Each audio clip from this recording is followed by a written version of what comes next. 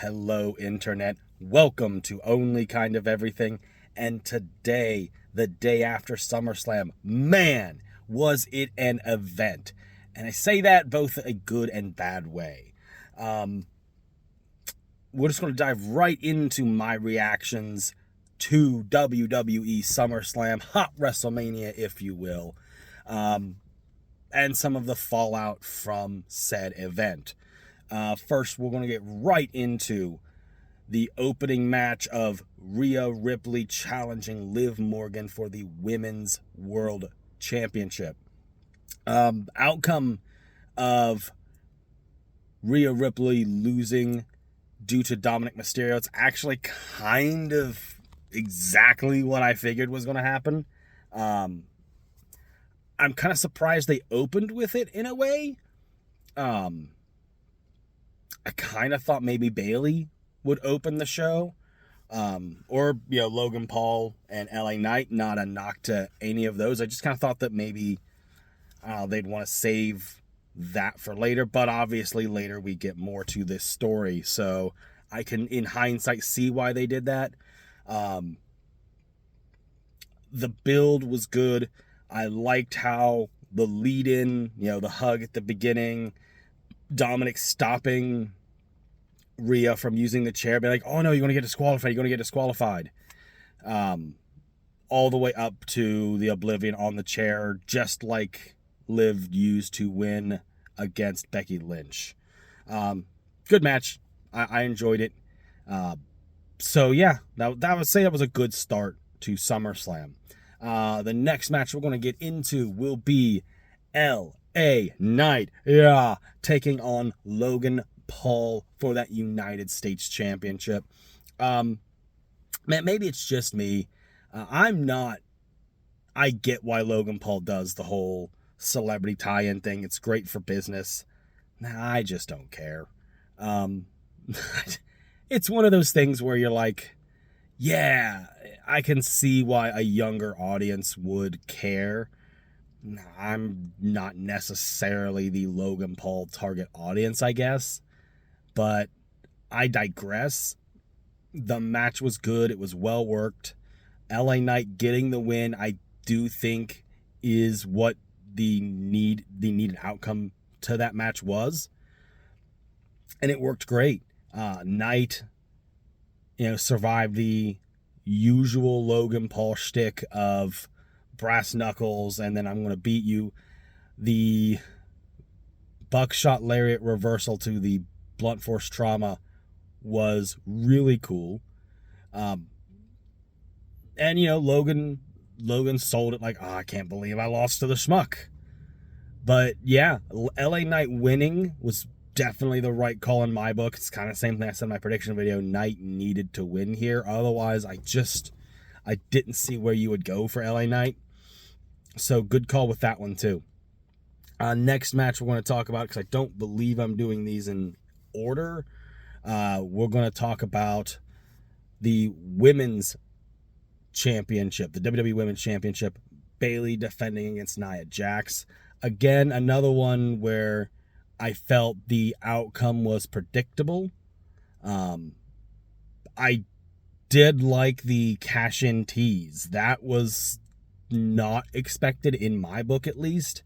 I kind of figured Nia would just get a clean win over Bayley, and the distraction win definitely adds an element to it that maybe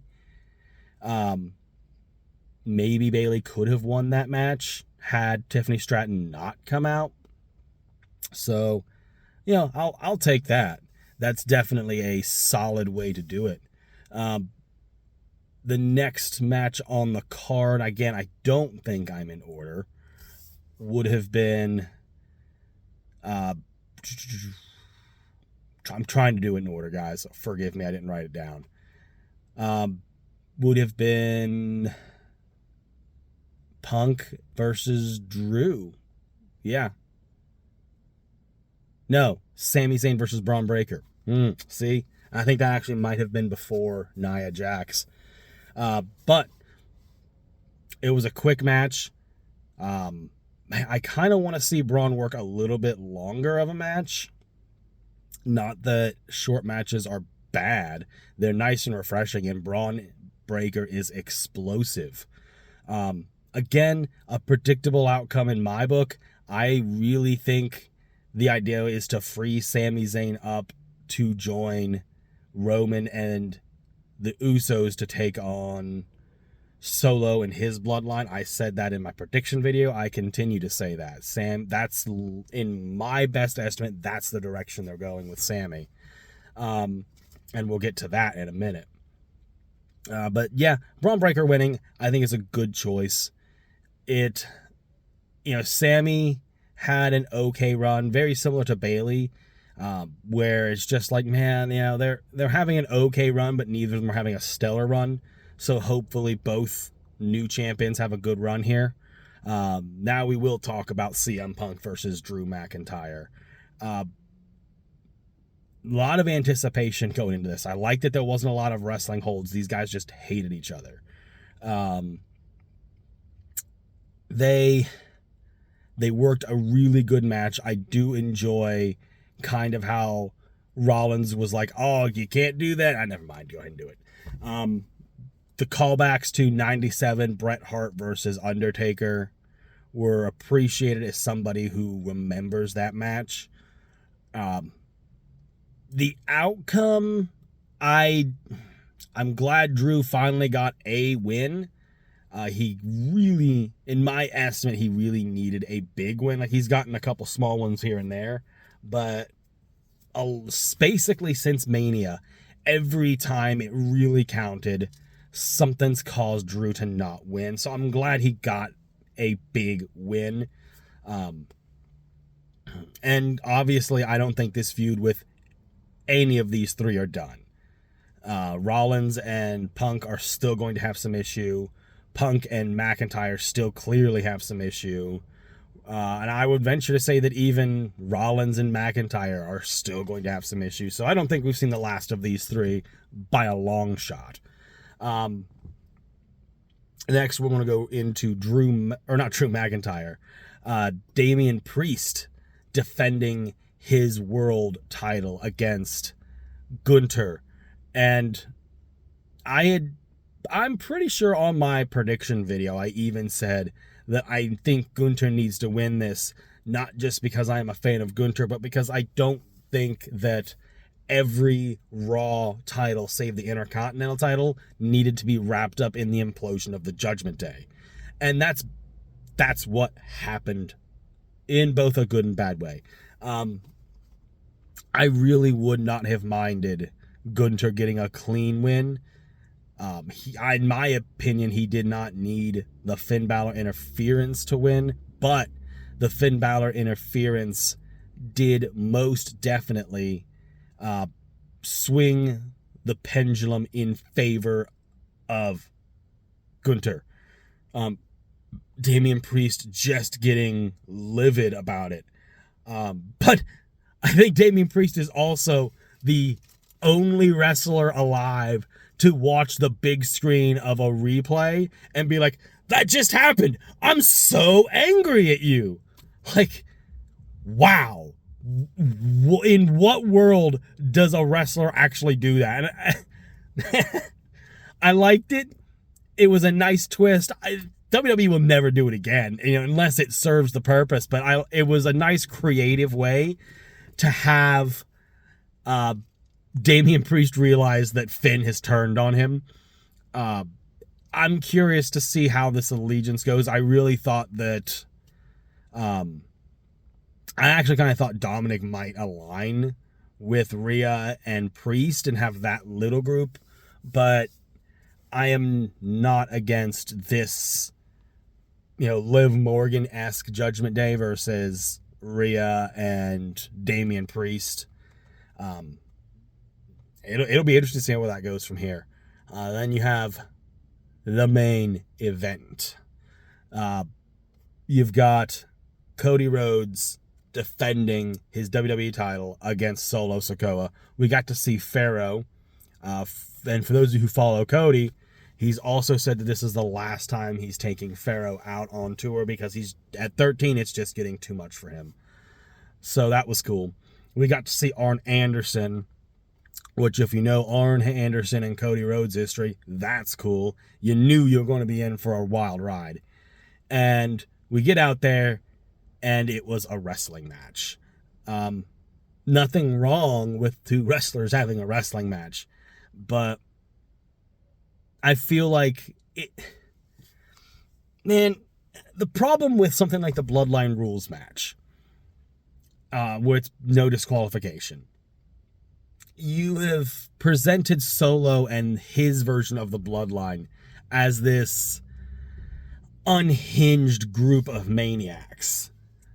So I feel like what would have made a lot more sense, at least in kayfabe, ding, ding, ding, bell rings. Here comes the Gorillas of Destiny. Here comes Jacob Fatu. And they just beat the holy hell out of Cody Rhodes.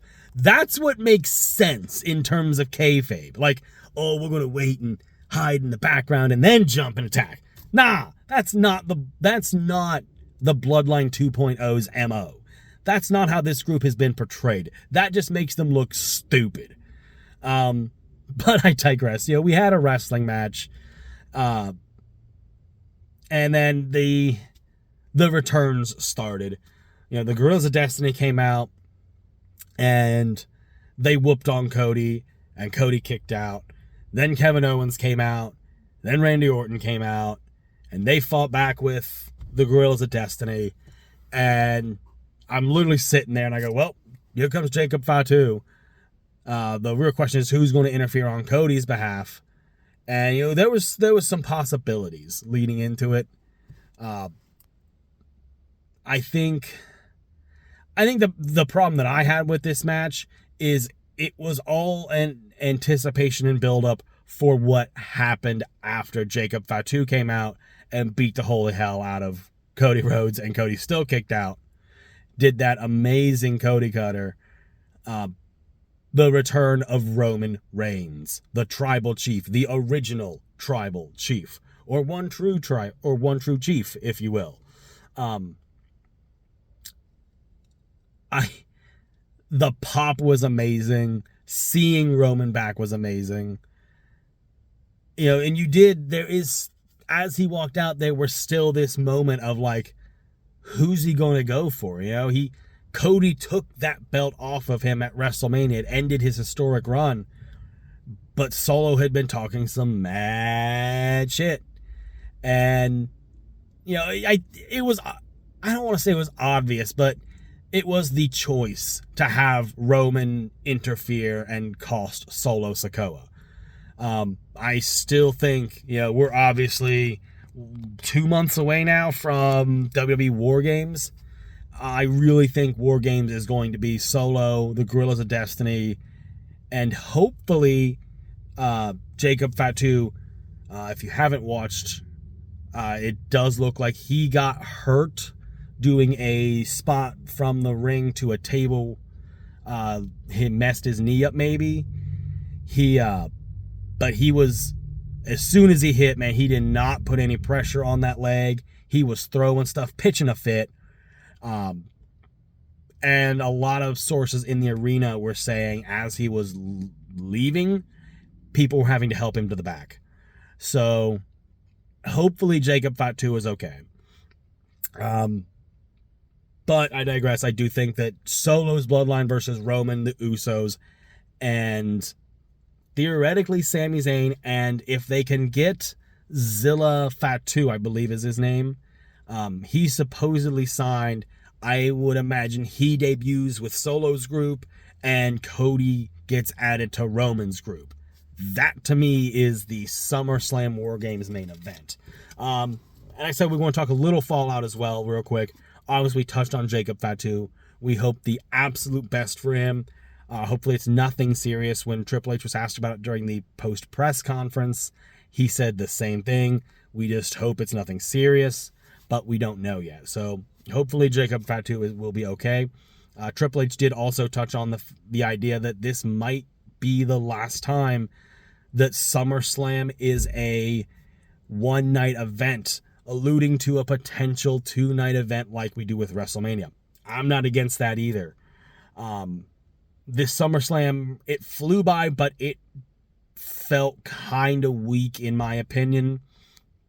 There's nothing wrong with predictable endings, but I feel like it was the event in of itself, I would say, is a good 7 out of 10. It got exactly what it needed to done. You had some really good pops, but was it the summer version of WrestleMania? I would disagree. I think it's a fantastic event on its own merit, but it was not a WrestleMania caliber card from top to bottom.